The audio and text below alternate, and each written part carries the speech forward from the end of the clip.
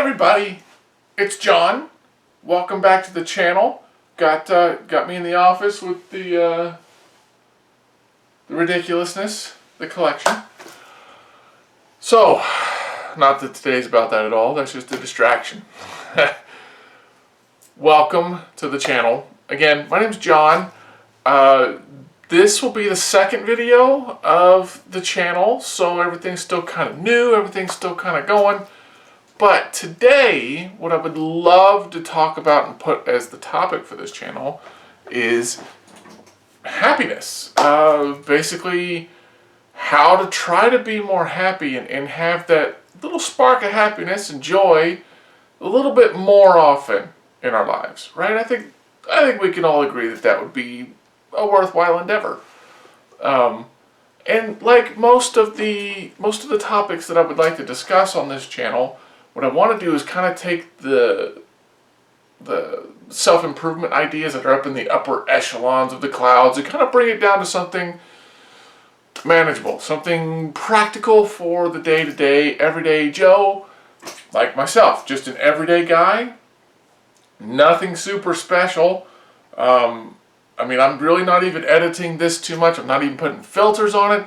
You're in my office with the cool little backdrop of a collection, right? Just a normal dude. So, yeah.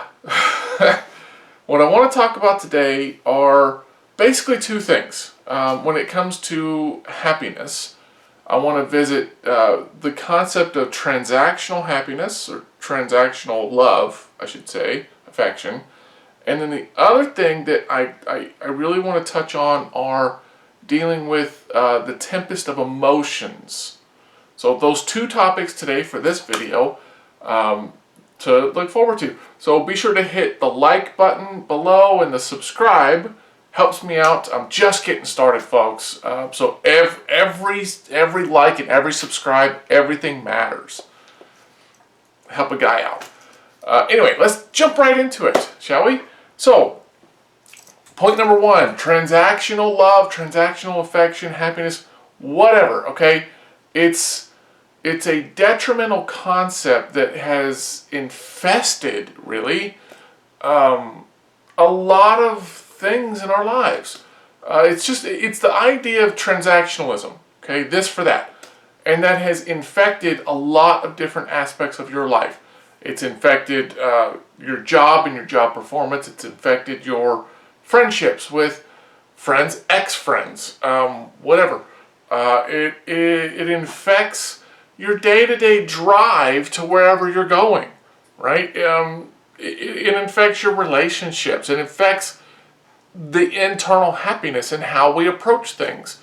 So what I mean by this is it's a this for that, right? We expect to do this, and then we expect to get that. That's the transaction. And I know that that's kind of ambiguous, and I want it to be a little bit ambiguous, so it applies to a lot of things. But specifically what I'd like to talk about is how that is applicable to our happiness and our like self-love and our interaction with other people. I briefly touched on this on the last video, that love and affection in a relationship, it's particularly in a marriage, but in a relationship, friendship, whatever, love and affection, appreciation, these things should not and never should be and should never, again in the future, they should never happen in the past, but it should not be transactional, period, right? Love and affection and respect in a relationship should be unconditional. That's it, right? I know that there's a lot of arguments out there on the internet about, oh, well, people have to earn respect, blah, blah, blah. There's so many conflicting things and so many opinions, and that's fine.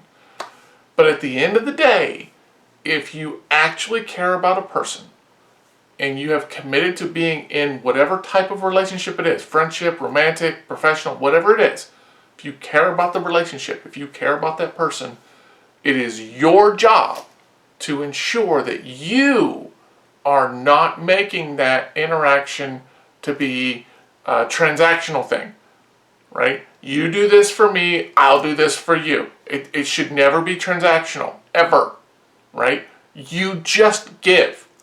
Just give affection. Just give love. Just give whatever it takes. You just give. And then trust that that person will reciprocate. Right? That's all it is. So we don't want to complicate that. We don't want it to be transactional. And I think that this stems, from our societal kind of movement into professional employment and jobs, that if you show up and do this task for this much time, I'll give you this much money, right? So that became the transactional thing for the job, which is fine. That's how employment works. You do this task, I'll give you this financial incentive. Even owning a business, it's the same thing. The disconnect from this, largely for a long time now. It's not a new thing. It didn't just happen last Tuesday.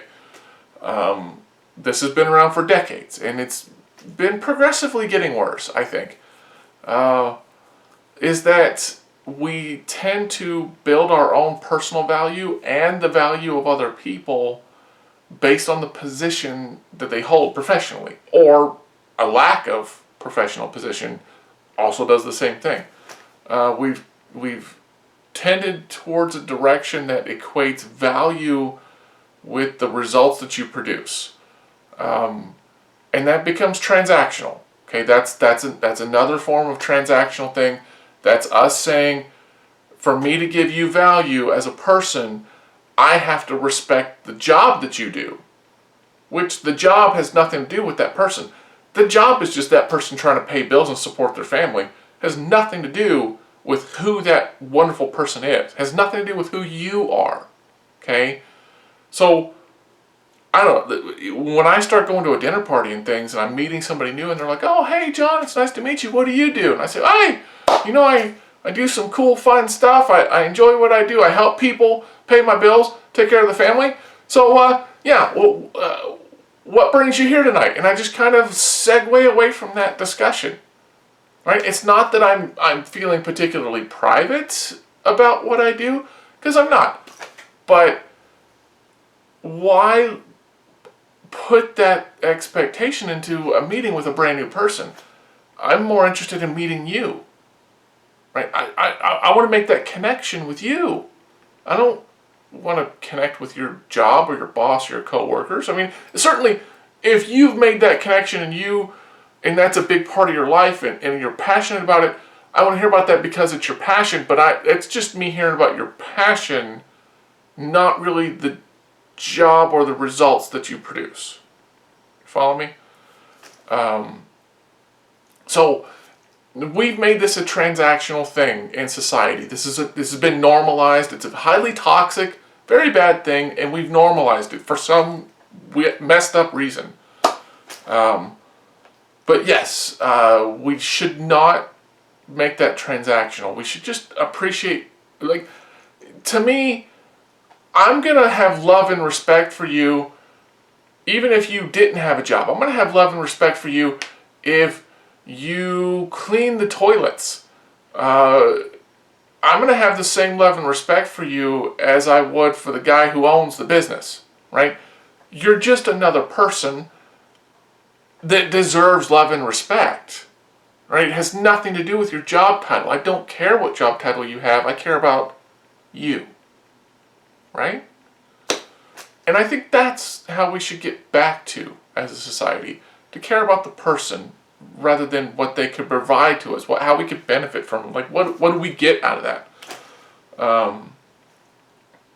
Yes, so transactional affection should not be a thing anymore, and I think that is playing a big role in a lot of people's happinesses. They start to put themselves through what I like to call a performance trap, where they start to say that their value as a person is predicated on the job that they have, right? So, and I've told myself this before in the past. I'm like, well, I'm working at Wendy's. I'm shaking the fry basket. I'm not a very worthwhile person. right? And I've told myself that. I believed that firmly for a long time. And that's not accurate at all. The job that I did had nothing to do with who I was.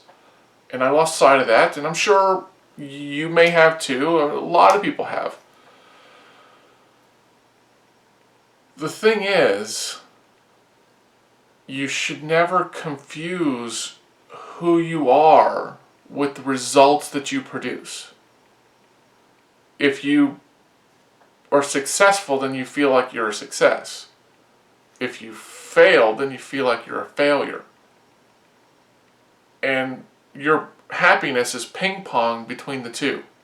And it's relentless. It never stops. And then, worse yet, even when you do succeed, then it's never, you never let yourself be in that happiness, because once you succeed, there now becomes a new thing that you need to succeed at, the new step that you need to achieve in order for you to be happy. Because then it's always going to be I'll be happy when. I'll be able to be happy when I do this, right? It becomes transactional. It's when I can do this, then I can have that, right? And we do it to ourselves. It's a transactional love. It's transactional happiness. It's transactional acceptance.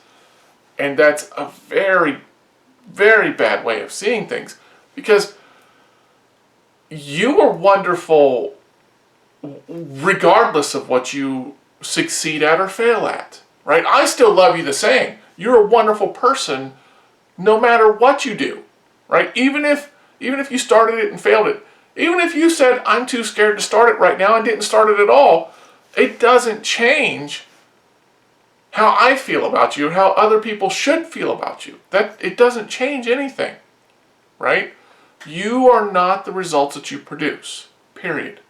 Your job performance may be the results of the job that you do or the things that you produce at your job. But again, that's not who you are. That's the job. That's the position at the job.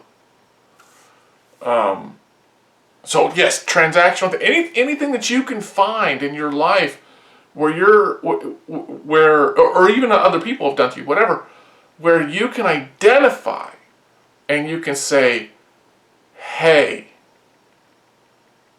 this is being transactional. This is saying, if I do this, then I'll get that. Or someone else is saying, if I do this for them, they'll give me that. Right? Whatever it is, if it's a transactional thing, I encourage you to find a new way to do it. Right? It doesn't have to be transactional. You can just do the thing. You don't have to get anything back for it. Really, that's what love is. Love isn't transactional. Love is connecting with someone and just giving to them without an expectation of return. Right? It's just freely giving to them.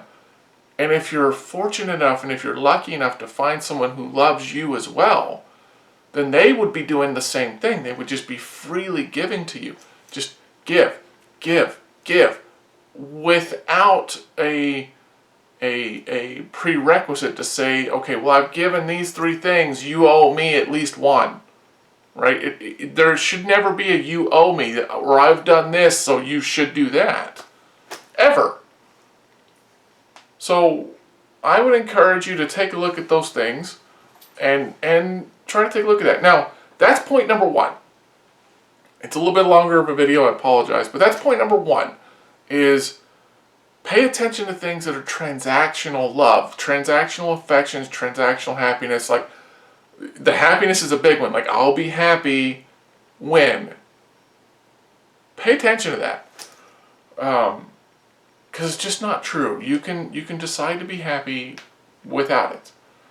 And now, the second point, number 2, is the tempest of emotions that are in us. Because we are emotional beings. We're humans, right? We're even guys. I'm a dude. Okay, not a guy. I'm a dude.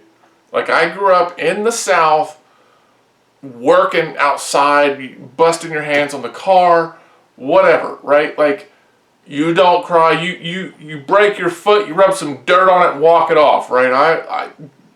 I understand, but I'm here to tell you, even as that, us guys are emotional too. So don't think we aren't. It's just that we don't show it for whatever, and that'll be a later video, but for whatever societal norm there is, it's just not as shown. It doesn't, just because you don't see a thing doesn't mean it doesn't exist. Okay? So just having that said, the key here is to not be a slave to the emotions. And what I mean by that is we need to control our emotions. We need to learn how to control them, because if we don't control our emotions, they're going to control us. And they make a lot of things get out of control in our lives. A lot of things get out of control. And it's really not good. Relationships fall apart, jobs fall apart, on and on. You can go through this list a lot of times. You could come up with all kinds of things in your own story about how getting emotional about something damaged something, a relationship most likely, but damaged something. And the thing is that when we get upset about something, let's use anger as an example. It's a nice simple one. It's very strong and it's simple. Let's use that as a practical example. Okay. When I get angry about something, no one else made me angry. No one made me angry. I got angry. I made me angry. Right? For me to suggest that someone else was responsible for my anger is me blaming anything else other than me. And when I do that, I put the blame on things that are outside of my control, and then I lose control of my emotions. It's just that simple. Okay? It's when I accept that it's me that is in control of my anger, that it's me that is making me angry. No one else. No one's coming along with like scientific instruments and like hooking wires up to my brain and making chemical reactions to spark anger. Okay? No one else is doing that. I'm making myself angry. And once I accept that fact, I can let the anger go. I can decide I don't like being angry. So why do I do it? If it's me doing it to myself and I don't like it, why do I keep doing it? So that's kind of the foundational point that I'm trying to make here, is that I can ask you to fold the laundry for me, right? I washed it, fold it for me because I don't have time. Please, would you do that for me, right? And then you handle it. You're like, you know what? I'm gonna do it because John's a nice guy. John took care of me for this or that, whatever. I'm gonna be nice. I'm gonna fold that laundry real quick because it'll take me 10 minutes and it'll be done. And so you fold the laundry, and then I come back home and I see the laundry's folded. It's there. It's folded. It looks good. But does it serve you and help me if I decide to get angry and disappointed and say that wasn't folded how I wanted it folded?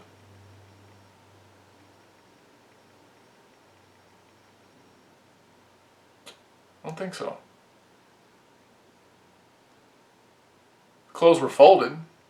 It was done well. Wasn't done my way, it was done your way. Still folded. It's not laying in a wrinkly hump on the ground. It's done. It's done well. It's not done my way, it's done your way. So I mean, subjective right or wrong here makes no difference. Okay? What am I saying here then? What I'm saying is that I can decide to be upset about an unmet expectation that I put out, or I can decide that that expectation didn't matter and my relationship with you matters more, and I don't care about the expectation. I can let that go, and then I can just be happy about the thing. I can thank you for it, because what would happen if I focused on the expectation and said, oh, that's not very well done, blah, blah, blah, blah, we can't have that? What would happen? Let's see, I would go back and I would tear all the clothes apart and I would refold it myself. You would be upset because you would think, oh, am I not good enough? Like John went and did it back behind my back. He asked me to do it, and I tried to be nice. I tried to help the guy, and then he got upset and he went and did it again. That would make you feel bad. And then I would be resentful. I'd be like, oh, I can't ever ask him to fold her to fold laundry for me again. It wasn't done my way, right? All I've done is damage the relationship and made myself unhappy. I made me unhappy by choosing to go down this path because I felt, to whatever degree, that it was my right to force my ways on you unfairly.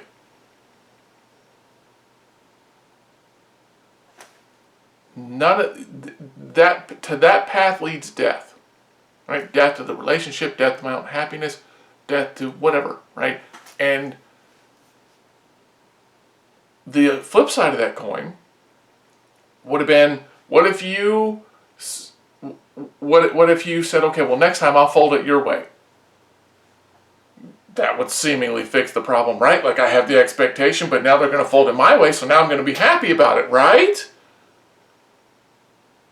But what about your feelings? What about me tearing you down to do it my way and basically saying your way is less, so that makes you less than me? So it's still a lose situation. Still. It's feeding a toxic, negative cycle that should never have happened anyway. Because I care about you, that should never have happened anyway. I should have been saying, hey, I have to go. Could you could you fold the laundry for me? It's just a few things. I can't, I gotta go. And then you fold it and I come back and say, man, I appreciate that you took care of that for me, man. I appreciate it. You know what? I got you a coffee on my way home because I knew you did that for me, and I really appreciate you. I got you a coffee, man. Thank you so much. You really helped me out, right? I didn't even see the laundry. I don't even care how it was folded. I appreciate you helping me out. What that does is that builds and that cultivates the relationship and that friendship to be even stronger. Because not only did I thank them for, stepping through the thing and helping me, but also I showed them a level of trust and respect that they maybe weren't even expecting. And then they appreciate it even more, right? It makes them feel better, and then I feel better. And it builds, and it builds. Now, this is only a single isolated example, just one. But can you imagine all the steps that you go, like think about your normal day, your typical day that you go through in life, whatever. And think about all the little incremental moments, even if it's just to say thank you to the drive-through lady that handed you whatever it was you ordered at the window on your way to work, right? That fourth of a second, right? Whatever it is. Those little moments. Think about how you could improve those moments by, instead of choosing toxicity and choosing to be depressed or let down because you had unmet expectation. Instead, you're just choosing to show genuine appreciation and concern and connection with another person.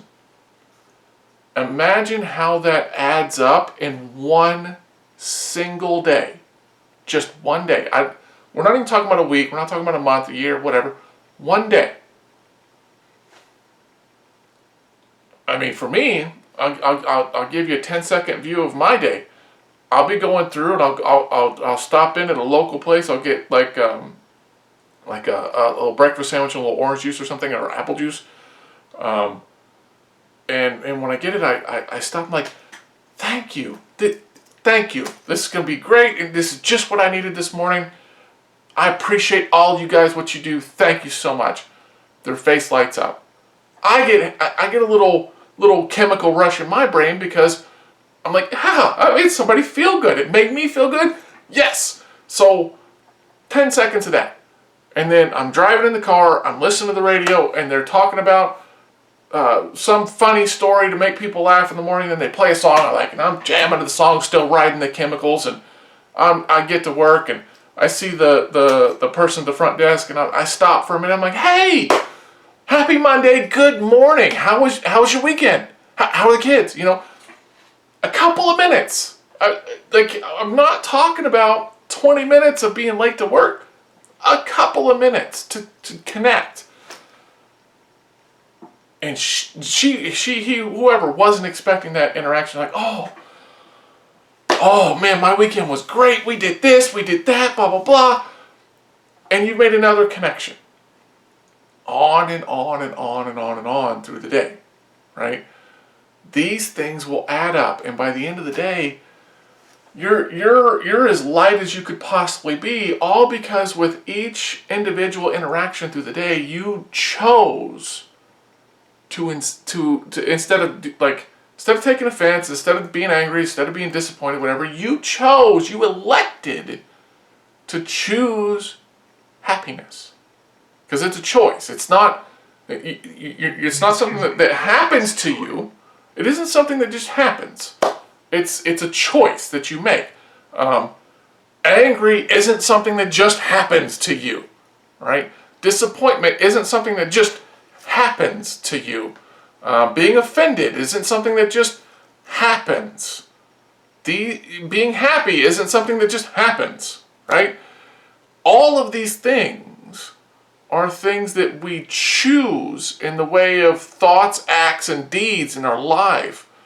All of these things are choices that you and I regularly make moment to moment every single day.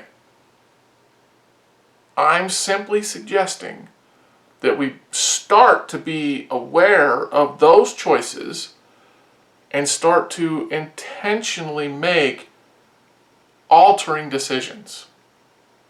Maybe not change the whole pattern. Maybe not throw out the whole quilt and do a whole new pattern.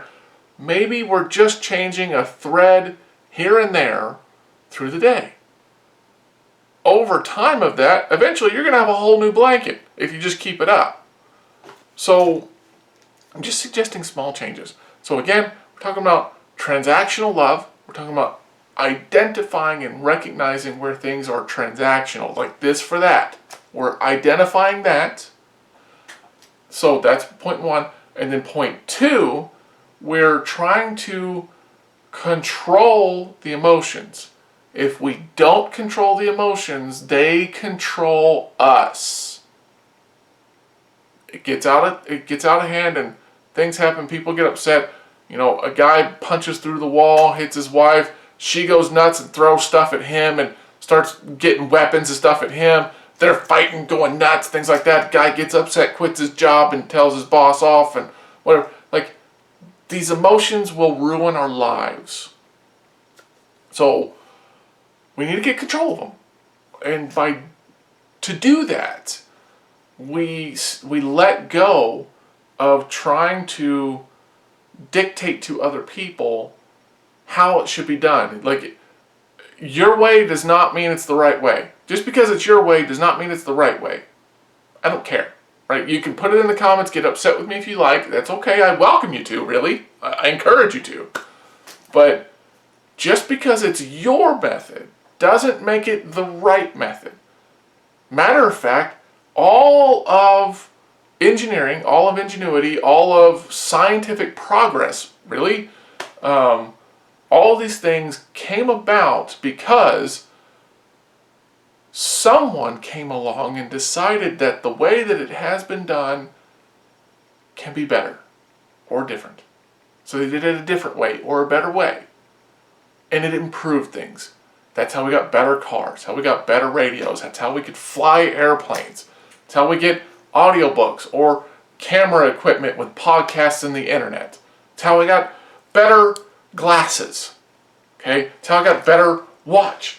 It's how all of these things, all these television shows and movies, all of these things got better over time. Because someone at some point came along and said, well, we've been doing it this way, but how about we try it this way and see if it gets better, right? So please accept that just because it's your way does not make it the right or even the best way. Just please accept that you cannot and should not impose the way you think things should be onto other people. All you can do is worry about how things should be in you, right? That's all I can do. I can worry about how things should be in me. I can't worry about how things should be in you or him, her, or anybody, right? I can't influence that. I can share a story like these videos with you, and then you decide what you want to do with that information. Again, I can't decide that for you. I can only decide what I do in me. And what I do in me is I let go of the attachment of it's got to be my way. Like I let go of that. It's limiting. You're limiting other people's potential. You're limiting other people's happiness and your own by putting constraints on things. You're saying that it's my way or the highway. And I can't think of a single other person who's not demanding that who likes it. Ever. The only people who like that mentality, my way or the highway, are the people who are demanding the my way or highway. Because, I mean, it's in their benefit. It's them getting. Right? And it's taking away from everybody else, and everybody else hates it. So, if you want to improve your relationships, don't make things my way or the highway. If you want to improve your relationships, don't allow transactional love and affection and appreciation to happen. Right? Don't impose views how one thinks it should be or could be or whatever. Don't impose things on anybody for any reason. Just say, hey, I gotta go. Can you help me out with this? It would really help if you would grab this little bit of laundry, just a few minutes. And just trust that they will do that for you. And accept that whatever outcome comes out of that, that's them helping you. Don't qualify it. Don't say, oh, it's not done my way, so it's not done right. That's garbage thinking that damages relationships and it damages your own peace and your own happiness. So just stop it. Okay? Be happy. Make sure that your relationships are not transactional and make sure that you're getting those emotions and those expectations under control. I love you. We'll see you in the next video. Thank you so much for sticking around. Smash the like button and the subscribe. Show me that you're there. Comment below. Tell me where you want me to improve. Suggest some topics. I'm happy to talk about something if you want me to talk about it. Throw it down there in the comments. Till next time, have a wonderful day, and thanks for stopping by, folks.